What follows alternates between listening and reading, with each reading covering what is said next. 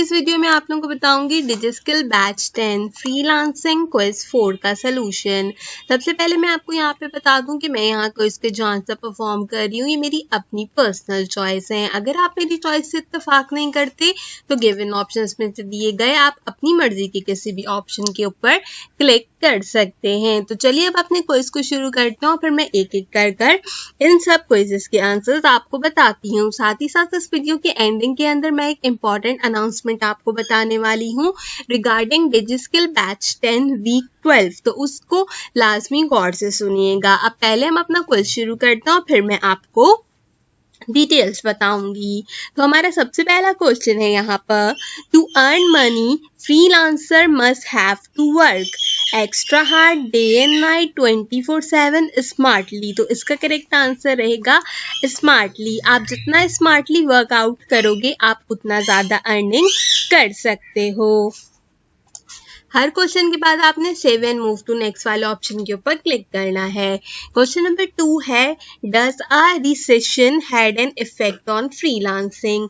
आपको बताना है कि रिसेशन का कोई इफेक्ट होता है फ्रीलांसिंग के ऊपर, yes no, on a small scale, on a large scale. तो ऑन अ स्मॉल स्केल इसका करेक्ट आंसर रहेगा। अगर हम यहाँ पर बात करें कि ऑन अ स्मॉल स्केल इसका क्यों करेक्ट आंसर रहेगा, तो उसकी वजह ये है यहाँ पर कि अगर आप अपना ऑर्डर करने के अंदर कभी भी रिसेशन करते हो तो उसमें कुछ हद तक जो है क्या कहते हैं आपके पास फर्क पड़ता है। क्योंकि अगर हम जो है क्या कहते हैं इसका मीनिंग देखें तो इसका मीनिंग ये होता है कि temporary economic deadline during the trade and industrial activity are reduce. अगर कोई चीज़ रिड्यूस होती है तो डेफिनेटली वो कहीं ना कुछ इम्पैक्ट ज़रूर छोड़ती है। तो इसलिए इसका करेक्ट आंसर रहेगा ऑन अ स्मॉल स्केल। काफी out of the order question था ये। क्वेश्चन नंबर 3 है, which type of social media network is LinkedIn. ये सबसे इंपॉर्टेंट क्वेश्चन है डिजिटल मार्केटिंग के according. Talented oriented, business oriented, corporated oriented, product oriented. अब ज्यादातर लोग यहाँ पे कहते हैं कि ये टैलेंट ओरिएंटेड से रिलेटेड है, लेकिन मैं आपको बता दूं लिंक्डइन बेसिकली एक अदद बिजनेस ओरिएंटेड प्लेटफॉर्म है जहाँ पर वो डिफरेंट टाइप के टैलेंट्स को हायर करते हैं। अगर आप मुझे अब तक लिंक्डइन पे फॉलो नहीं करे तो मेक श्योर कीजिए कि मुझसे लिंक्डइन के ऊपर लाजमी कनेक्ट कीजिए। हमारा अगला क्वेश्चन है जो कि क्वेश्चन नंबर 4 है, which one is not the advantage of freelancing. आपको बताना है इसमें से फ्रीलांसिंग का एडवांटेज क्या है क्या नहीं है। अब तक तो फ्रीलांसिंग सीखते हुए आपको काफ़ी आइडिया हो गया होगा। Freedom, be your own boss, self employ, isolation. तो हमें बताना है एडवांटेज नहीं है। एडवांटेज क्या नहीं है? एडवांटेज ये है कि आपको फ्रीडम मिलती है, आप अपने बॉस होते हैं, आप सेल्फ एम्प्लॉय होते हैं। जो एक एडवांटेज नहीं है वो है isolation. Isolation is the advantage जो कि अवेलेबल आउट नहीं है यहाँ पर। तो ये इसका करेक्ट आंसर रहेगा। क्वेश्चन नंबर 5 है, इन freelancing your monthly income will be. आपको बताना है कि अगर आप फ्रीलांसिंग करते हैं तो आपकी मंथली इनकम क्या रहती है। Inconstant, always more than $10K, constant, always less than your office income. तो इसका करेक्ट आंसर रहेगा इन कांस्टेंट, क्योंकि फ्रीलांसिंग बेसिकली इस चीज़ के ऊपर डिपेंड करती है कि आप कितना काम करते हो। आप जितना ज़्यादा काम करते हो आप उतना ज़्यादा अर्निंग करते हो। उसमें कोई फिक्स अमाउंट नहीं होता। हो सकता है कि आपने एक महीने में 10,000 रुपये फ्रीलांसिंग से कमाए हो और जबकि आप अगले महीने 20,000 to 30,000 कमा लो। तो this is the very inconstant figure जिसके अकॉर्डिंगली आप अपनी मंथली इनकम को खुद फ्रीलांसिंग के अंदर डिसाइड आउट करते हो। आपने जिस महीने जितनी मेहनत की है उस महीने आपको उतना रिवॉर्ड मिलेगा। Then we have a question number 6. It's called economic up and down do not affect dash. आपको बताना है कि अगर इकोनॉमिक अप एंड डाउन होते हैं आपकी की कहते हैं इंडस्ट्री के अंदर तो किसको इफेक्ट नहीं करता। गवर्नमेंट सर्वेंट को, जनरल पब्लिक को, प्राइवेट एम्प्लॉयज को या फिर फ्रीलांसर्स को। तो इसका करेक्ट आंसर रहेगा फ्रीलांसर्स। उसकी वजह क्या है, चाहे दुनिया में इकोनॉमी कहीं पे भी जा रही हो फ्रीलांसर्स का उससे कुछ हद तक ताल्लुक ज़रूर होता है, लेकिन उस इकोनॉमी का ज़्यादा असर फ्रीलांसर्स के ऊपर नहीं पड़ता। उसकी बेसिक वजह ये है कि फ्रीलांसिंग एक ऐसा प्लेटफॉर्म है जहाँ पर आप अपनी मर्जी से काम करते हैं और अपनी मर्जी के अकॉर्डिंग अर्निंग करते हैं। Then we have question number 7, when your work grow What do you need to add to your company? जब आपका काम दिन ब दिन इंक्रीज आउट होता जाता है तो आपको क्या चीज़ अपनी कंपनी में ऐड करना चाहिए?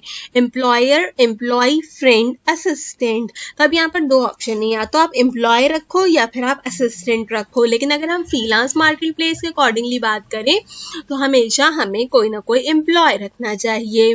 हमने कभी भी आज तक फ्रीलांसर के अंदर असिस्टेंट का वर्ड कभी भी यूज आउट नहीं किया है। हम सिर्फ दो ही चीज़ों पे बात करते हैं, या तो एम्प्लॉयर या तो फिर एम्प्लॉय। तो असिस्टेंट और एम्प्लॉय के अंदर जो बेटर ऑप्शन है वो हमारे पास रहेगा यहाँ पर एम्प्लॉय। अगर आपने ऑर्डर ले लिया है और आपको बल्क में ऑर्डर मिल रहे हैं तो डेफिनेटली आपको किसी इंसान को हायर करना होगा। आप चाहे आप उसको एज असिस्टेंट हायर करो या फिर as an another freelancer hire करो, वो आपके लिए आपका एम्प्लॉय होगा। तो इसलिए हम यहाँ पर एम्प्लॉय वाले ऑप्शन के साथ जाने वाले हैं। Then we have our question number 8 which says according to you what is outsourcing. अब आपको ये पता करना है कि आपके अकॉर्डिंगली आउटसोर्सिंग क्या कहलाती है। तो उसके लिए सबसे पहले हमें ये पता होना चाहिए कि आउटसोर्सिंग का मीनिंग क्या होता है। तो आउटसोर्सिंग का मीनिंग आता है कि ऐसा बिजनेस जिसके अंदर आप पार्टी के कहते हैं आउटसाइड हायर करें अपनी सर्विस के लिए। Send out your resource, hire employ for your frame, hire a contextual resources only for one job. Then we have two answers over here. Hire employee for your firm, hire a contextual resource only for one job. अब ये इन्होंने mention नहीं किया यहाँ पर कि आपने एक जॉब के लिए लेना है या फिर आपने बाहर से किसी भी इंसान को हायर करना है। तो बेसिकली अगर हम इसकी बात करें तो इसका मतलब ये होता है कि ऐसी पार्टी हम आउटलेट से हायर करें जो हमारे लिए सर्विसेज को क्रिएट आउट करे। तो इसके लिए मुझे यहाँ पर जाना चाहिए hire employ for your frame वाले आंसर के साथ। फिर से मैं आपको क्या कहते हैं इस चीज़ को बताती चलूँगी। ज़रूरी नहीं है जो आंसर मैं सिलेक्ट कर रही हूँ आप भी वो आंसर सेलेक्ट करें। आउटसोर्सिंग का बेसिक मीनिंग ये होता है कि आप किसी बैरूनी ज़राए के ज़रिए से किसी चीज़ का ठेका लें। तो अब वो चीज़ ये नहीं है कि आप जो है क्या कहते हैं किसी एक जॉब के लिए लें या फिर किसी दूसरी जॉब के लिए लें। Then we have the second last question. It says a person who does not hope for good and always think of what's to happen is called. अगर ऐसा इंसान जो कभी भी अच्छे के लिए नहीं सोचता, हमेशा जो है क्या कहते हैं वो वर्स्ट चीज़ों के बारे में सोचता है, वो क्या कहलाता है? Pessimist, optimise, impractical, idealistic. तो आई गेस इसका करेक्ट आंसर रहना चाहिए इम्प्रैक्टिकल। वेयर इज अगर हम यहाँ पर ऑप्शन में बात करें, किस ऑप्शन की बात करें, अगर हम यहाँ पर ऑप्शन की बात करें पेसिमिस्ट, तो इसका करेक्ट आंसर रहना चाहिए हमारे पास अब मैं यहाँ पे कंफ्यूज हूँ दोनों आंसर से रिलेटेड।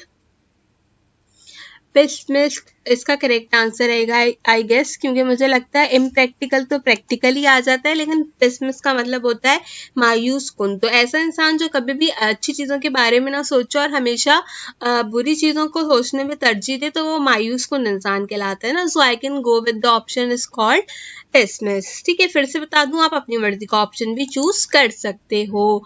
आखिरी क्वेश्चन है क्वेश्चन नंबर 4 का। Freelancing is not depend on your dash. Freelancing किस चीज़ पे डिपेंड नहीं करती? मैनेजिंग स्किल के ऊपर, रिव्यू के ऊपर, एजुकेशन के ऊपर या फिर लोकेशन के ऊपर। तो फ्रीलांसिंग आपकी लोकेशन के ऊपर डिपेंड नहीं करती। आप चाहे किसी भी लोकेशन के ऊपर हो आप आसानी से फ्रीलांसिंग कर सकते हैं। ऐसे लोग जिनको यहाँ पर लगेगा कि एजुकेशन मैटर नहीं करती, तो मैं बता दूं कि एजुकेशन फ्रीलांसिंग के अंदर मैटर करती है। अगर आप वेल एजुकेटेड नहीं है, आप अच्छे से किसी बात को जो हमारा मीडियम ऑफ लैंग्वेज है इंग्लिश उसको नहीं समझ पाते वेल एजुकेटेड ना होने की वजह से, तो आपका फ्रीलांसिंग करियर कभी भी सक्सेसफुल नहीं हो सकता। तो that's why education play an important role in the freelancing, where as if we have the location we can count it as the non applicable. क्योंकि लोकेशन मैंने सीरीज पहले भी बोला, आप चाहे कहीं पर भी हो आप आसानी से लोकेट कर सकते हैं। तो ये तो था काफ़ी आसान सा फ्रीलांसिंग का क्विज नंबर 4। आई गेस आपको ये क्विज पसंद आया होगा। Then back to the main announcement जो कि मैंने स्टार्टिंग में आपको कही थी। सबसे पहली चीज़ उससे पहले ये है कि अगर आपने अब तक मेरा फेसबुक ग्रुप ज्वाइन नहीं किया है तो इस ग्रुप को जल्दी से ज्वाइन कर लीजिए। बैच 10 से रिलेटेड सारी इन्फॉर्मेशन आपको यहाँ मिल जाती है। बैच 11 से रिलेटेड भी आपको सारी की सारी इन्फॉर्मेशन यहाँ पर मिल जाएगी। मेरा यही एक ग्रुप है, इसके अलावा मेरा कोई और ग्रुप करंटली अवेलेबल नहीं है। देन जो है क्या कहते हैं, मैं आपको बता दूं कि फ्रीलांसिंग की एक्सरसाइज 1 से लेके एक्सरसाइज 4 दोबारा से वीक 12 के अंदर ओपन होने वाली हैं। काफ़ी सारे स्टूडेंट्स ऐसे थे जिनके फ्रीलांसिंग एक्सरसाइज 1 के अंदर 0 मार्क्स आए थे, तो उनसे मेरी रिक्वेस्ट है कि वो अगेन अपनी फ्रीलांसिंग की एक्सरसाइज को बनाएं और बनाकर सबमिट कराएं। डिजिस्किल के ऑल 10 कोर्सेज से related quiz and exercise solution आपको मेरे चैनल पे मिल जाएंगे, तो मेक श्योर कीजिए कि उसे चेकअप करना आप बिल्कुल मत भूलिए। आज की वीडियो के लिए बस इतना ही। इंशाल्लाह अगली वीडियो में आपसे किसी और अच्छे टॉपिक के साथ मुलाकात होगी। तब तक के लिए मुझे दीजिए इजाजत।